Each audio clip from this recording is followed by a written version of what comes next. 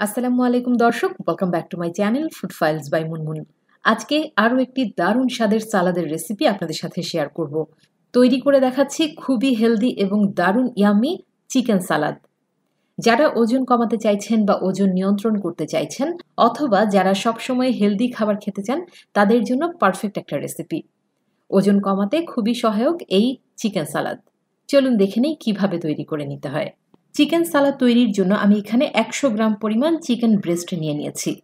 আপনারা চিকেন দিয়ে যখনই কোনো খাবার তৈরি করবেন ওয়েট লসের জন্য, চেষ্টা করবেন চিকেনের ব্রেস্ট পিসটা নিতে, কারণ চিকেনের ব্রেস্ট পিসে অন্যান্য পিসের তুলনায় প্রোটিনের পরিমাণ অনেক বেশি থাকে, ক্যালোরি এবং ফ্যাট অনেক কম থাকে।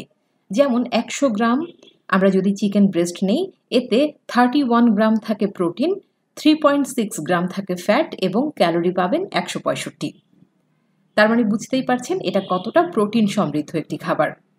এবার এই চিকেনটাকে ম্যারিনেট করে নেব। চিকেন ম্যারিনেশনের জন্য আমি এখানে দিয়ে দিলাম হাফ চা চামচ আদা বাটা এবং হাফ চা চামচ পরিমাণ রসুন বাটা। দিয়ে দিচ্ছি 1/4 টিস্পুন কালো গোলমরিচের গুঁড়া। চিলি ফ্লেক্স দিয়ে দিচ্ছি 1/4 টিস্পুন। দিয়ে দিচ্ছি হাফ চা চামচ পরিমাণ মিক্সড হার্বস। আমি এখানে ইটালিয়ান মিক্সড হার্বস ব্যবহার করছি। এই মিক্সড হার্বসে 5 রকমের হার্বস মিশানো আছে: অরিগানো, বেজিল, পার্সলি, রোজমেরি এবং থাইম। এগুলো সব ইটালিয়ান হার্বস। আজকাল যে কোনো সুপার শপে আপনি এগুলো কিনতে পাবেন, তবে যদি হাতের কাছে না পান সেক্ষেত্রে এটা বাদও দিতে পারেন। দিয়ে দিচ্ছি স্বাদ মতো লবণ। আমি এখানে হাফ চা চামচ পরিমাণ লবণ দিয়ে দিলাম। সেই সাথে দিচ্ছি লেবু রস 1 চা চামচ পরিমাণ। এই সমস্ত উপকরণ একসাথে মিশিয়ে আমি এখন চিকেনটাকে ম্যারিনেট করে রাখবো 10 মিনিটের জন্য। মেখে নিলাম, তাহলে ফিরে আসছি 10 মিনিট পর। চুলায় একটা প্যান বসিয়ে দিয়েছি। দিয়ে দিচ্ছি 1 টেবিল চামচ পরিমাণ অলিভ অয়েল। আপনারা চাইলে অলিভ অয়েলের বদলে সরিষার তেলও ব্যবহার করতে পারেন, চাইলে আবার সয়াবিন তেলও ব্যবহার করতে পারেন। এবার এটাকে উল্টে পাল্টে আমরা কুক করে নেব। চুলার জাল একেবারে লোতে রেখেছি। চিকেনটাকে কুক করে নেওয়ার জন্য কোনো এক্সট্রা পানিও দিতে হবে না, ঢাকনাও দিতে হবে না। চিকেন থেকে যেই পানিটা বের হবে সেই পানিতেই কিন্তু এই চিকেনটা সুন্দরভাবে কুক হয়ে যাবে।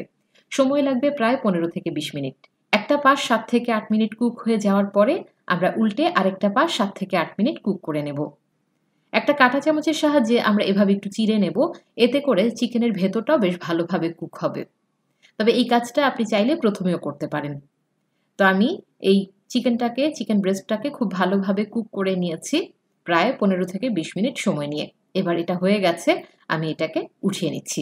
উঠিয়ে ঠান্ডা করে নেব এবং এটাকে বড় বড় পিস করে কেটে নিচ্ছি। এবার চিকেনটাকে একটা পাশে সরিয়ে রেখে একটা বড় সাইজের বোল নিয়ে নিলাম। বোলের মধ্যে নিয়ে নিচ্ছি 3 টেবিল চামচ পরিমাণ ফেটিয়ে নেওয়া টক দই। দিয়ে দিচ্ছি 1 চামচের 4 ভাগের 1 ভাগ কালো গোলমরিচের গুঁড়া, 1 চামচের 4 ভাগের 1 ভাগ চিলি ফ্লেক্স। দিয়ে দিচ্ছি স্বাদ মতো লবণ। লবণটা দিয়ে কাঁটা চামচের সাহায্যে একটু মিশিয়ে আমি এতে দিয়ে দেব প্রায় 1 চা চামচ পরিমাণ লেবুর রস। লেবুর রসটা দিয়ে আমি এই ড্রেসিংটা তৈরি করে নিলাম। আরও একবার কাঁটা চামচের সাহায্যে মিশিয়ে নিচ্ছি। এবার এর মধ্যে আমি অন্যান্য উপকরণ দিয়ে দিচ্ছি। দিয়ে দেব চামড়া সহ কেটে নেওয়া মাঝারি সাইজের একটা শসা। দিচ্ছি একটা ছোট সাইজের টমেটো। দিয়ে দেব হাফ কাপ পরিমাণ বাঁধাকপি কুচি করে নেওয়া। গাজর দিয়ে দিচ্ছি 1/4 কাপ পরিমাণ। 2 রকমের ক্যাপসিকাম দিচ্ছি, সবুজ এবং লাল 1/4 কাপ করে। সমস্ত উপকরণ দিয়ে আমি এই ড্রেসিংয়ের সাথে ভালোভাবে সবজিগুলো মিশিয়ে নিচ্ছি। এবার এটাকে একটা সার্ভিং প্লেটে নিয়ে আমি এর উপরে কেটে রাখা চিকেনগুলো বসিয়ে দিচ্ছি। আমি আজকের সালাদের ড্রেসিংয়ে টক দই ব্যবহার করেছি। টক দইয়ে ফ্যাট অনেক কম থাকে, ফলে এটি ওজন কমাতে সাহায্য করে। টক দইয়ে থাকা ফার্মেন্টেড এনজাইম খাবার হজমে সহায়তা করে এবং এটি বদ হজম প্রতিরোধ করে। সেই সাথে এটি রক্তের কোলেস্টেরল কমাতে বিশেষভাবে সহায়ক। প্রিয় দর্শক, তৈরি হয়ে গেল ভীষণ মজাদার, খুবই পুষ্টিকর চিকেন সালাদ। ওয়েট লসের জন্য পারফেক্ট একটা সালাদ। আপনারা অবশ্যই বাড়িতে ট্রাই করবেন। এটা খেতে দারুণ সুস্বাদু। আর রমজান মাস চলছে, ইফতারের টেবিলে এই ধরনের স্বাস্থ্যকর এক বাটি সালাদ কিন্তু আপনার শরীরের সারাদিনের ক্লান্তি দূর করে দেবে। আজ তাহলে এই পর্যন্তই। পরবর্তীতে নতুন কোনো রেসিপি নিয়ে আবার হাজির হয়ে যাব। সবাই ভালো থাকুন, সুস্থ থাকুন। আল্লাহ হাফেজ।